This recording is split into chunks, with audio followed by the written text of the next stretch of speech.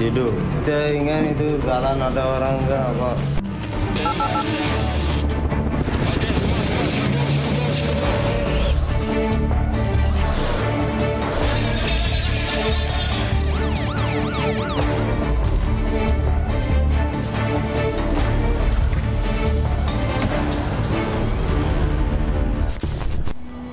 Assalamualaikum dan salam sejahtera. Anda sedang menonton 999. Satu sindiket dikenal pasti mengeluarkan kad pelarian kepada warga asing. Kononnya, mereka individu yang dilindungi. Bayaran ratusan ringgit dikenakan kepada mereka bagi mendapatkan dokumen diri yang tidak diiktiraf. Laporan wartawan Tun Nizami Hashim membuka tirai 999 minggu ini.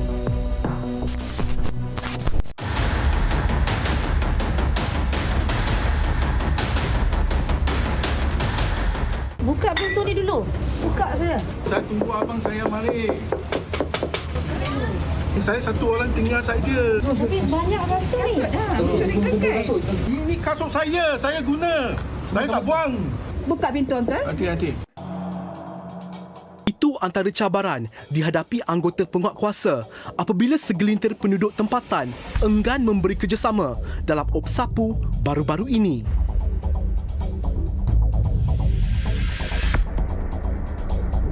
Jabatan Imigresen Malaysia, Wilayah Persekutuan Kuala Lumpur melancarkan operasi bersepadu dalam membasmi kebanjiran pendatang asing tanpa izin yang menghuni di Jalan Abraham of Jalan Imbi, Kuala Lumpur. Tepat jam 12.30 malam, kami bergerak ke lokasi sasaran yang terletak kira-kira 9 km dari Kompleks Kementerian Dalam Negeri Jalan Duta, Kuala Lumpur.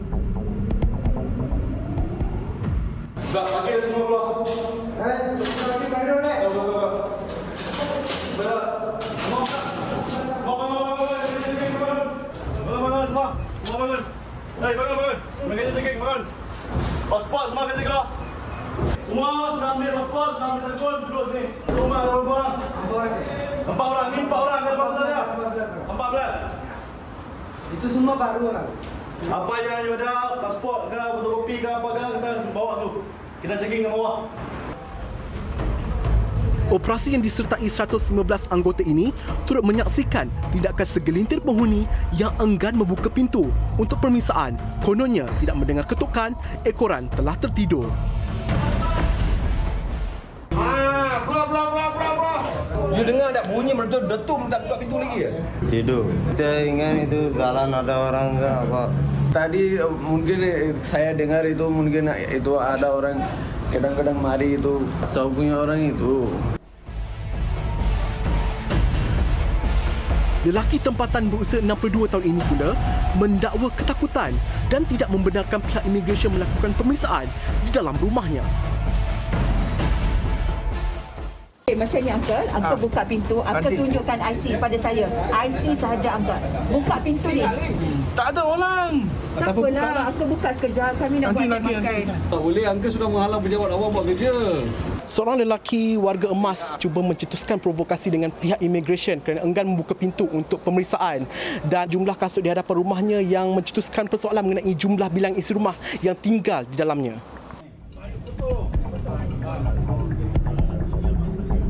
Setelah hampir 30 minit, lelaki yang bekerja sebagai pengutip barangan terpakai ini membenarkan pihak imigresen menjalankan pemeriksaan ke atas kediamannya.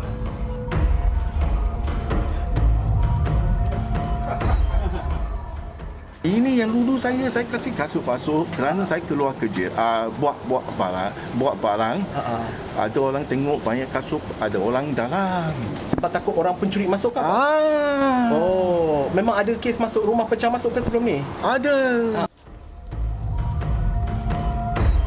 Siasatan awal mendapati lebih 3,000 penduduk di kawasan perumahan ini dilaporkan terdiri pada warga asing yang bekerja di sektor pembinaan bangunan dan juga perhotelan. Sudah lama tinggal di Malaysia ni? Ya, 9 tahun. 9 tahun. Kerja apa di sini? Saya hotel cleaner kerja. Hotel cleaner 9 tahun lah. Memang dah ada permit kerja semua? Ya, permit ada. Ada pasport semua? Ya, sekarang saya company ada pasport, angkat pasport. Tapi ini jalan kad ada, jalan kad bagi semua orang lah. Ini rumah duduk berapa orang tadi? Itu rumah ada tapi itu baru 4 orang masuk ini kerja, tapi 10 orang. Tapi hari ini 14 orang. Semua kerja di tempat yang sama ke macam mana? Semua sama kerja, cleaner semua. Juga lah. Ya, cleaner satu company juga. Satu company juga. Ini company bayar tempat tinggal. Itu macam mana? Ini company bayar itu semua lah. Selain penahanan 544 pendatang asing tanpa izin, pihak imigresen turut mengesan sebuah pejabat yang diusahakan oleh kelompok tersebut.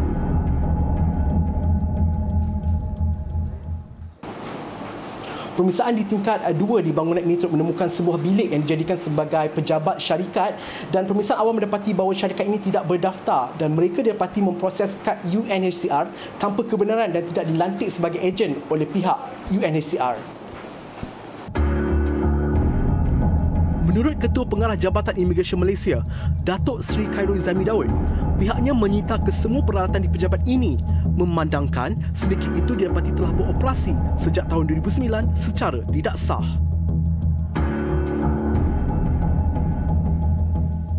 Mereka memproses permohonan etnik Chin daripada Myanmar ini untuk mendapatkan kad UNHCR.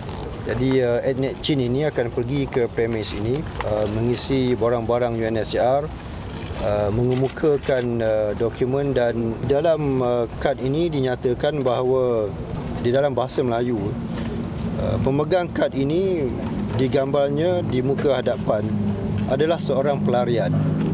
Bermakna pertubuhan ini memberi pengiktirafan kepada pemegang kad ini sebagai seorang pelarian. Saya ingin memaklumkan bahawa kad seperti ini adalah dokumen yang tidak sah, sama ada di bawah undang-undang dan peraturan imigresen ataupun di bawah Jabatan Pendaftaran Negara. Dan mereka pula mengeluarkan kad yang tidak sah dari sisi undang-undang dan mengiktiraf seseorang itu sebagai pelarian. Perkara ini akan dibawa untuk dikongsikan dengan rakan-rakan kami di agensi yang lain. Sindiket ini turut mengenakan bayaran ratusan ringgit kepada pemegang kad yang ingin mengaburi mata pihak berkuasa. Kononnya, mereka adalah warga pelarian yang dilindungi di Malaysia. Mereka juga akan membuat bayaran berdasarkan kepada buku-buku resit yang diperolehi yang berjumlah lebih kurang RM500 seorang. Difahamkan bahawa ini adalah bayaran untuk proses-proses kad dan permohonan dengan pihak UNHCR yang dikenakan.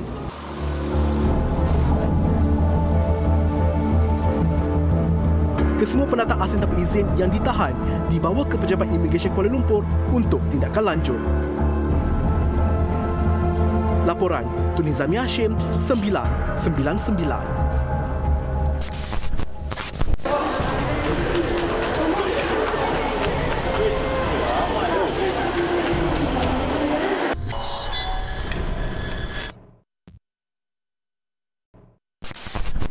Pengemis warga asing muncul lagi. Pelbagai helah yang digunakan bagi mengambil kesempatan dan meraih simpati orang awam, termasuk menyamar sebagai pesakit penyakit kronik. Wartawan Afifah Hamiduddin menyertai operasi bersama Jabatan Kebajikan Masyarakat Kuala Lumpur.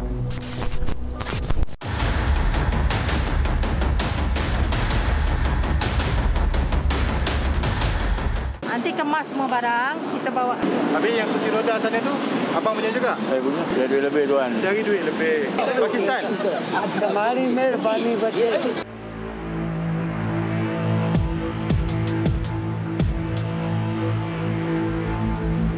Isu kegiatan mengemis yang dimonopoli pengemis warga asing di Malaysia selama lebih 10 tahun dilihat semakin bergiat aktif, terutamanya di sekitar Bandaraya Kuala Lumpur. Kegiatan ini dilihat mampu mendatangkan bahaya kepada penduduk sekitar kerana terdapat segelintir pengemis yang bertindak agresif ketika meminta sedekah.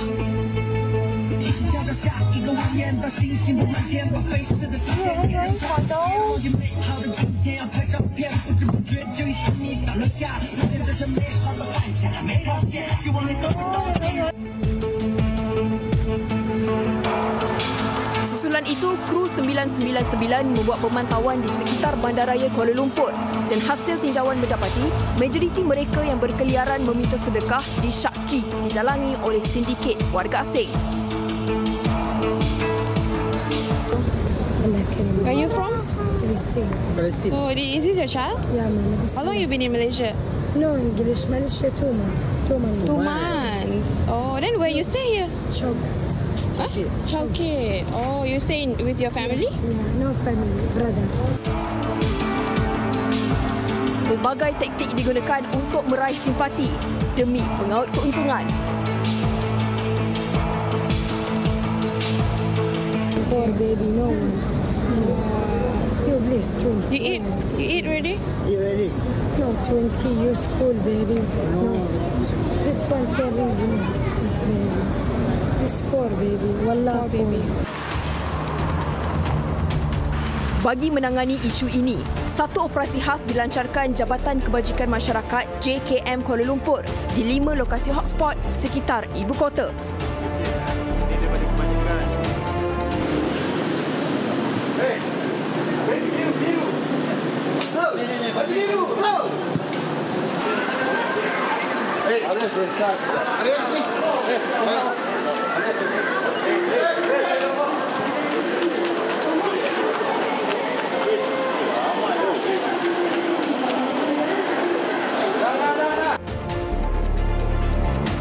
Wanita berusia lingkungan 30-an ini antara pengemis warga asing yang ditahan di sekitar Masjid Jamek, Kuala Lumpur.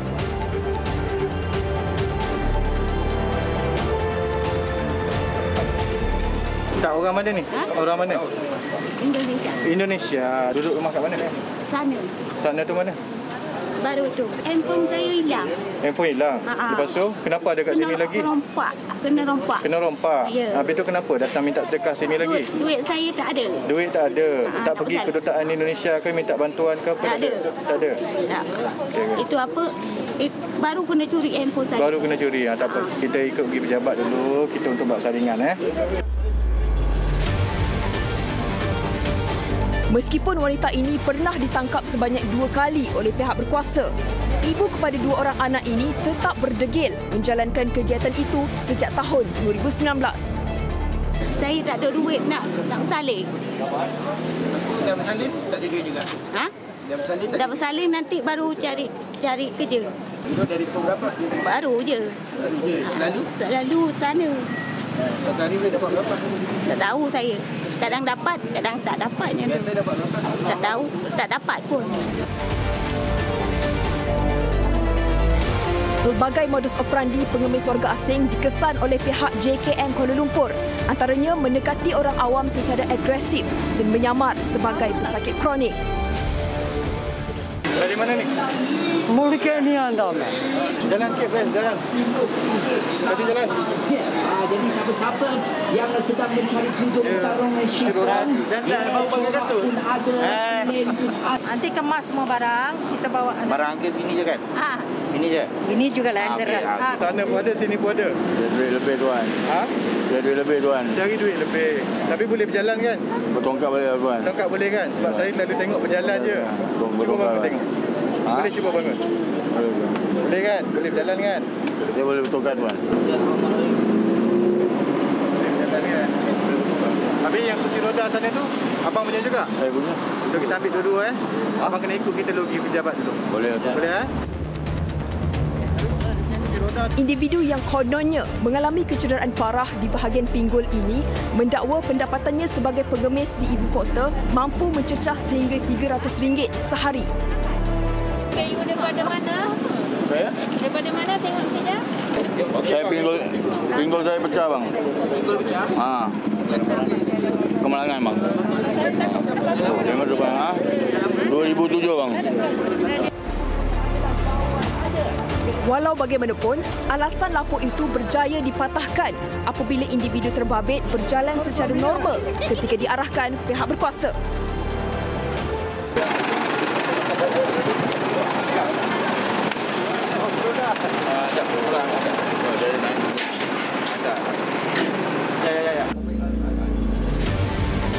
Menurut Ketua Pengarah Jabatan Kebajikan Masyarakat, Datuk Syaharuddin Abu Sohod.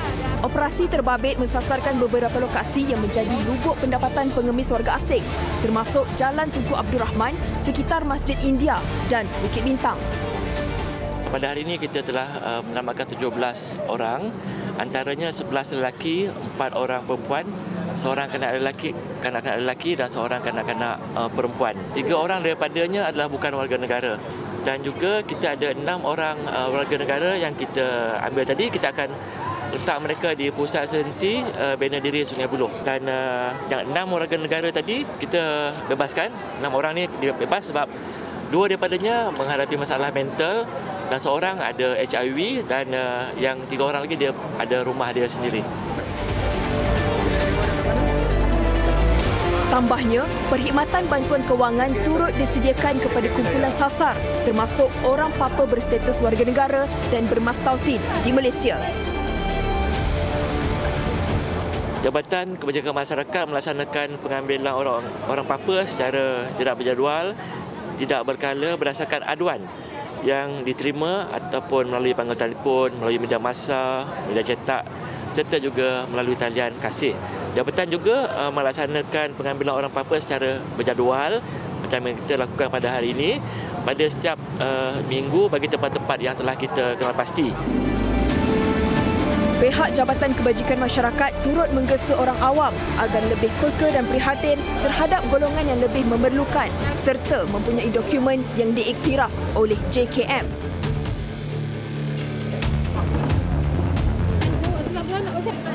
Laporan Afifah Haminuddin, 999.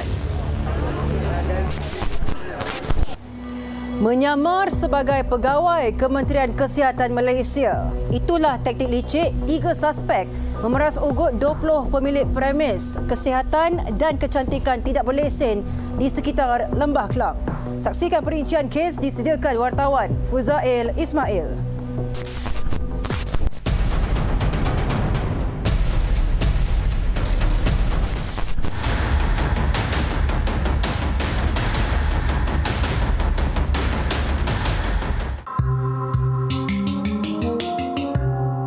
Dia menyamar dengan baju-baju vest-vest yang seumpama yang boleh dipercayai bahawa mereka ini adalah daripada pihak Kementerian Kesihatan Malaysia.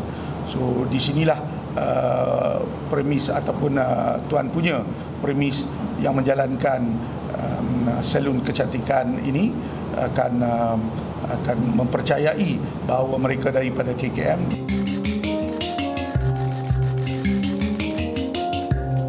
Taktik licik 3 sekawan itu terbongkar ketika ditahan pada jam 12 tengah hari semasa melakukan pemerasan terhadap pemilik premis di sebuah salon kecantikan sekitar Bandar Puteri pada 12 Januari lalu.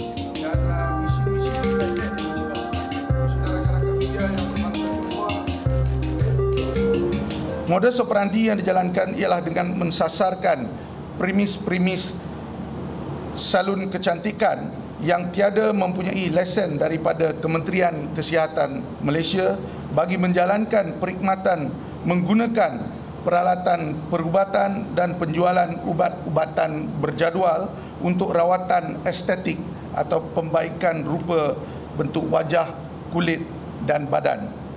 Pemilik premis yang gagal mempamerkan lesen akan diperas ugut untuk dikenakan tindakan saman atau denda sehingga RM200,000 dan penjara.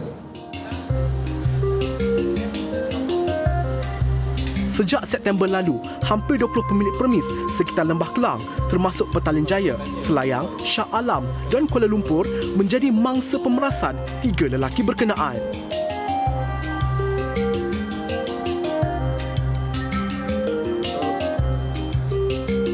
Menurut polis, suspek utama melakukan kajian berkaitan akta-akta perubatan dan selok-belok protokol Kementerian Kesihatan Malaysia bagi meyakinkan mangsa.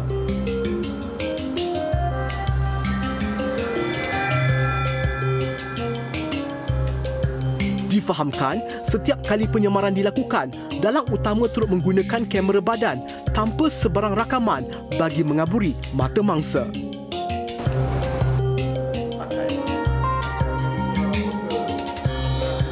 Pihak polis turut merampas 3 pakaian lengkap korporat dan 3 tag pengenalan diri beserta wang tunai bernilai RM42,000.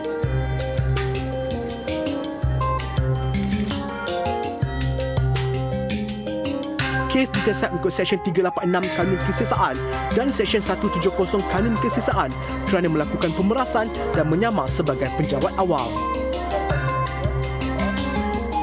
Laporan Huzail Ismail 999.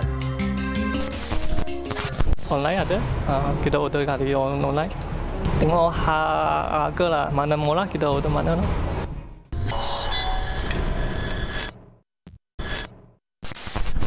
Produk berjenama antarabangsa mendapat perhatian sindiket perniagaan barang tiruan. Demi mengaut keuntungan mudah, ada segelintir peniaga yang sanggup mengambil kesempatan menjual pada harga yang jauh lebih murah. Wartawan Arisha Khalil menyertai Op Jeriji 3.0 Kementerian Perdagangan Dalam Negeri dan Kos Sara Hidup KPDN Kuala Lumpur.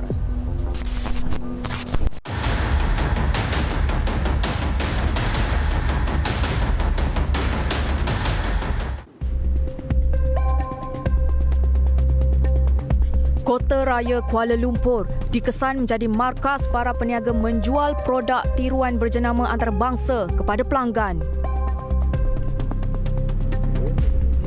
Jam 2 petang, kru 999 bersama pihak Kementerian Perdagangan Dalam Negeri dan Kos Sara Hidup KPDN Kuala Lumpur bergerak ke lokasi sasaran bagi menggempur premis yang disyaki menjual barangan tiruan. Serbuan tersebut dijalankan selepas menerima laporan daripada wakil pemilik cap dagang berdaftar.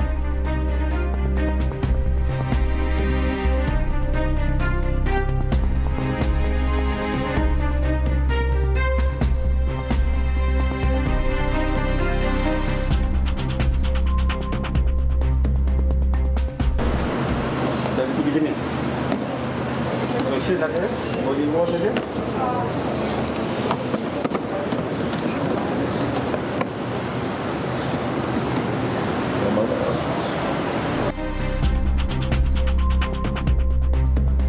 Hasil pemeriksaan mendapati premis ini menjual produk wangian badan tiruan, sebuah jenama terkemuka antarabangsa.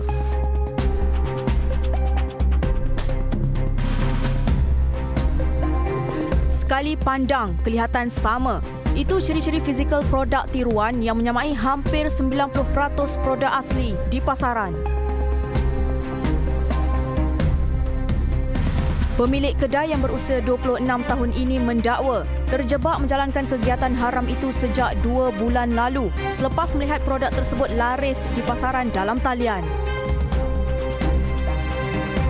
Dia jual tu dengan harga berapa? Tengok juga kita ada jual loose, ada jual yang bolong juga. Kalau loose berapa? Kalau loose biasa 25 lah. Kalau bolong itu RM10 lah. Sebab kita tengok palang yang laku, kita yang order dekat itu yang internet sana tu. Palang senang, palang laku memang senang jual. Biasa memang macam tu. Palang ni dari mana? Palang dari China. Dari China. Ya. Dari online ada? Online ada. Kita order kali online. Tengok harga lah, mana murah kita order mana lah.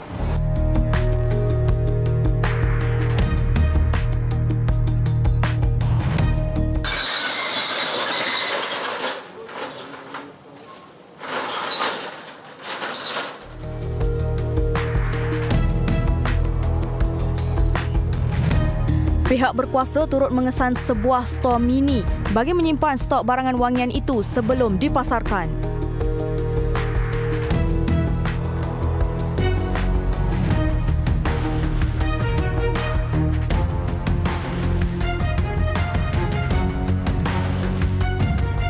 Turut ditemui beberapa kotak produk tiruan tersebut di luar kedai dipercayai stok baharu yang tiba awal pagi tadi.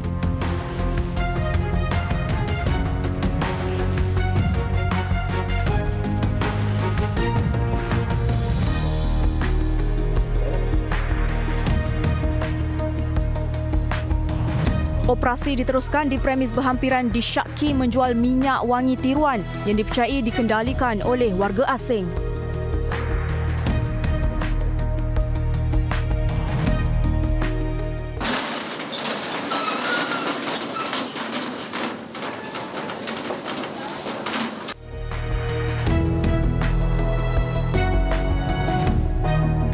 Siasatan awal mendapati lebih 10 jenama minyak wangi terkemuka antarabangsa dipercayai tiruan dijual hanya pada kadar 10 hingga RM20.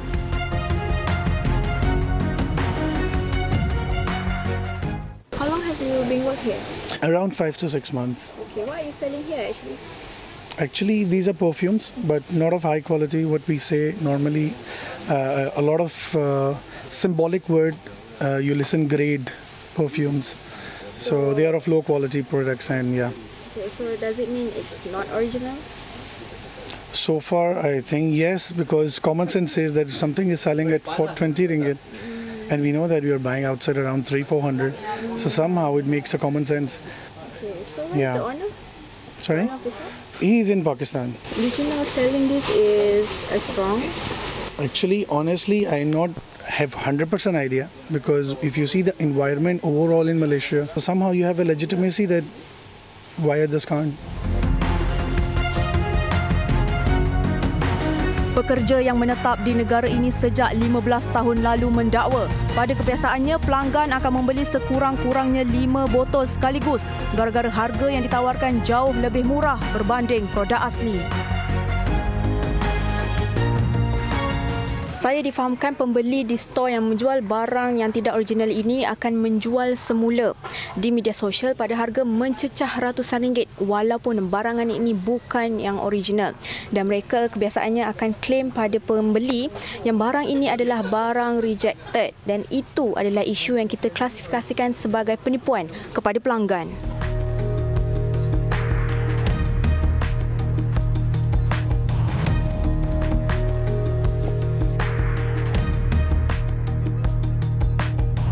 Hasil serbuan berjaya menyita 2,000 unit produk wangian badan tiruan pelbagai jenama berjumlah RM30,000.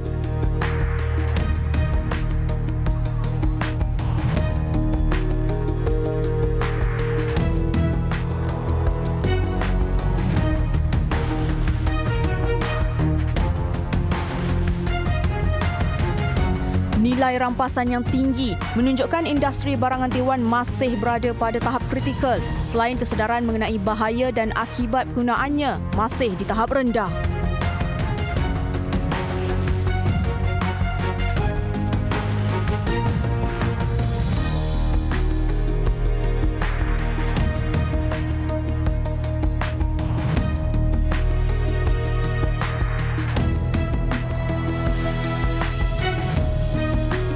Kes disiasat mengikut Seksyen 102-1-C Akta Cap Dagangan 2019 yang membawa hukuman denda sehingga RM10,000 bagi setiap barangan atau penjara maksimum 3 tahun atau kedua-duanya sekali jika sabit kesalahan.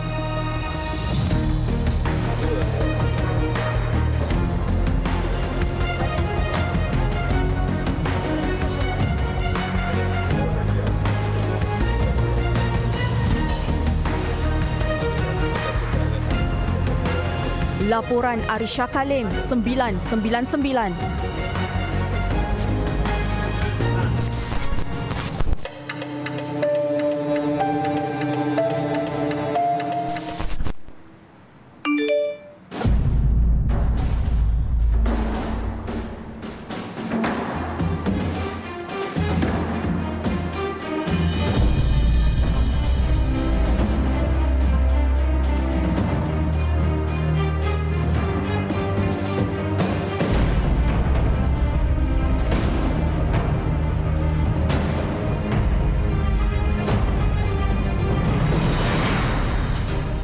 Taktik kotor individu merakam aktiviti di dalam bilik persalinan terbongkar.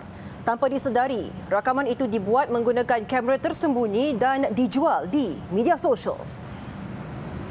Rakaman kejadian yang dipercayai berlaku di sebuah premis di sekitar Kuala Lumpur tular pada 11 Januari lalu sehingga menjadi buah mulut orang ramai.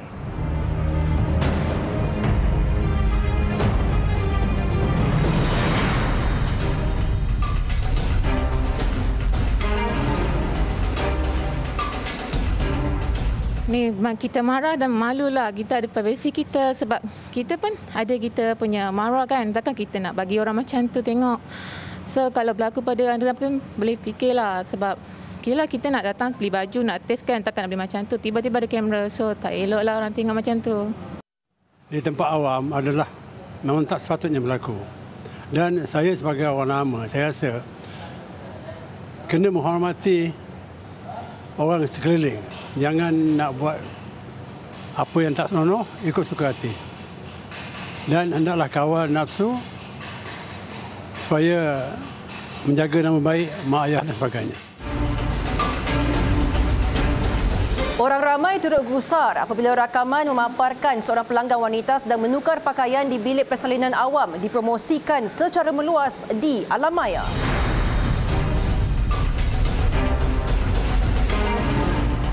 Kegiatan jenayah yang membabitkan pelanggaran hak privasi itu turut mendapat perhatian Peguam Datuk Wan Azmir Wan Majid.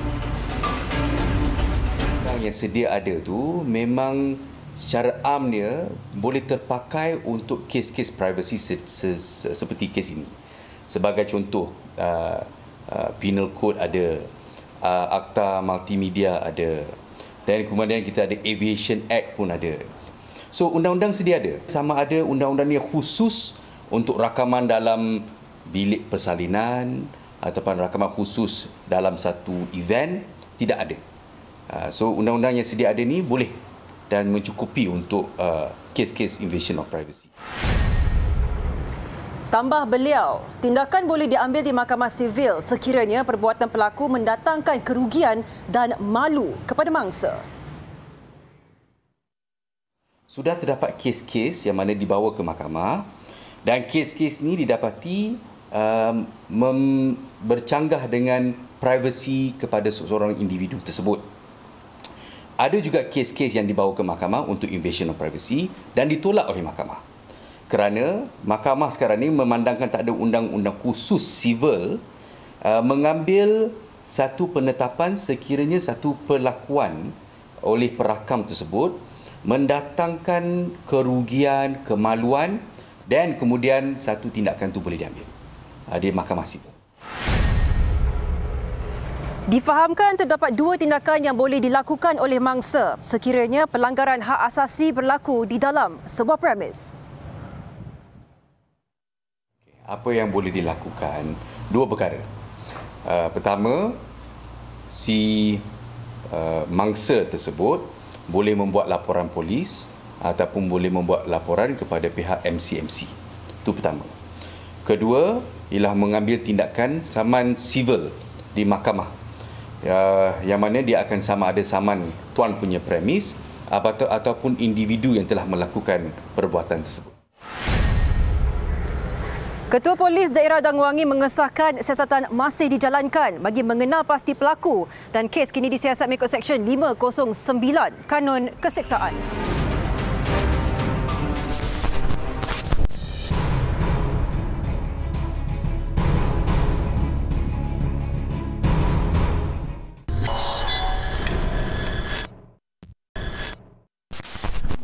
Penghuni rumah panjang di Bintulu, Sarawak berputih mata apabila kediaman mereka musnah dalam kebakaran. Saksikan perinciannya dalam tragedi 999 minggu ini.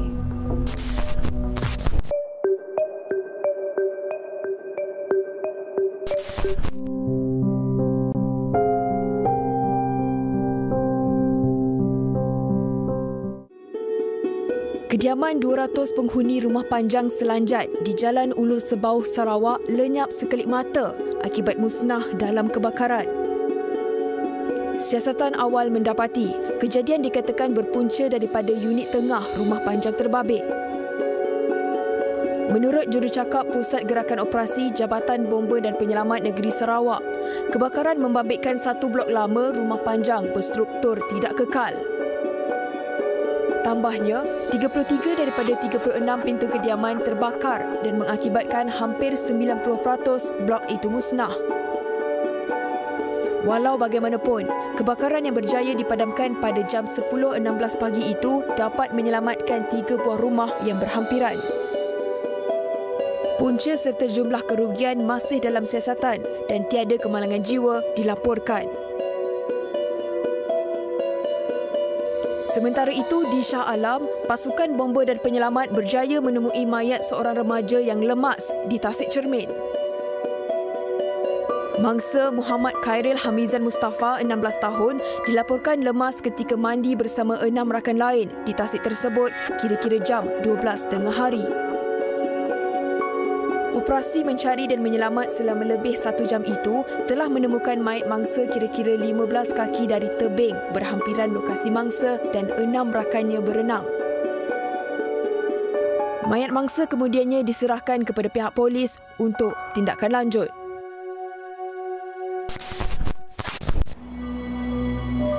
Seorang kanak-kanak warga asing dipercayai mangsa dera ditemui bersendirian di sekitar ceras utama dengan kesan kecederaan di beberapa bahagian badan termasuk tangan, jari dan dahi. Perinciannya dalam rangkuman Kejadian Jenayah Seminggu 999.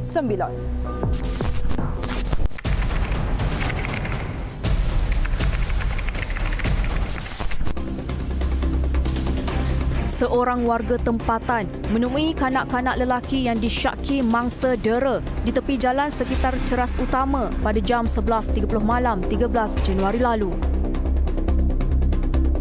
Mangsa yang dianggarkan berusia 3 hingga 4 tahun itu ditinggalkan berseorangan dengan kesan kecederaan di beberapa bahagian badan, tangan, jari dan dahi. Pihak polis turut mendapati mangsa seorang warga asing susulan ketiadaan sebarang butiran atau dokumen pengenalan diri dijumpai bersama mangsa. Polis kini masih mengesan waris mangsa dan kes disiasat di bawah Seksyen 31-1-A Akta Kanak-Kanak 2001 kerana mempunyai elemen penderaan dan pengabaian terhadap kanak-kanak.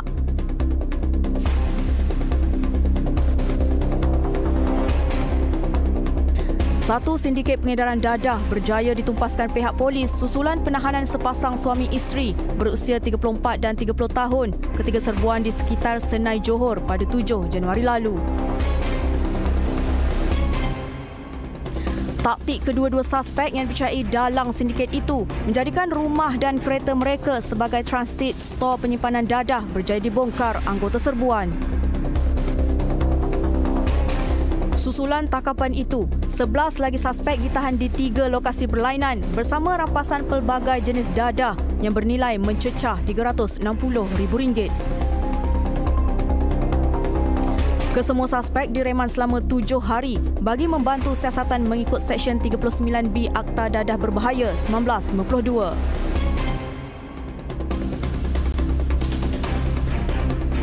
Seorang kontraktor berusia 34 tahun berdepan hukuman tali gantung di Mahkamah Magistrate Pasir Putih atas pertuduhan membunuh seorang lelaki pada 12 Januari lalu.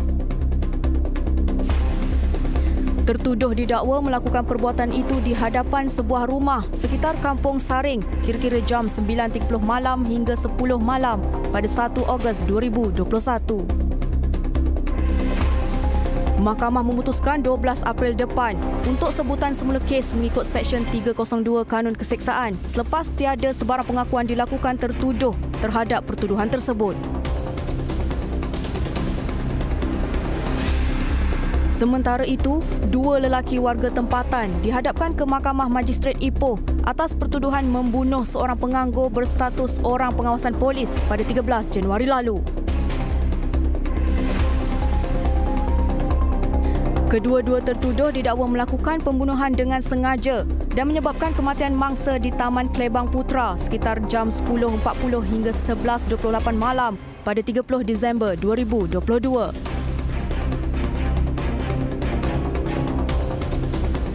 Pertuduhan dilakukan mengikut Seksyen 302 Kanun Keseksaan dibaca bersama Seksyen 34 Kanun Keseksaan yang memperuntukkan hukuman mati jika sabit kesalahan.